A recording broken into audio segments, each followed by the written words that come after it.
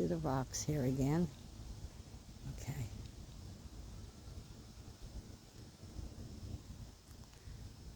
Now, everywhere in Pennsylvania, if you dig, you'll always find a rock. You don't know what color or what shape it will be or how big.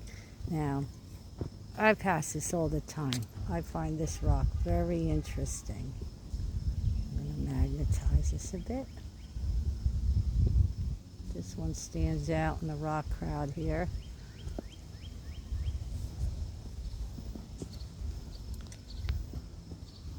It's actually very pretty the way these rocks look.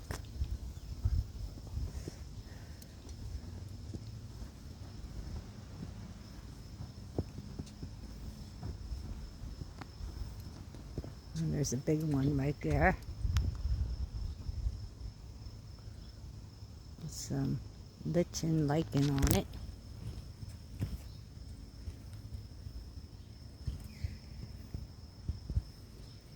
And then it goes to over there.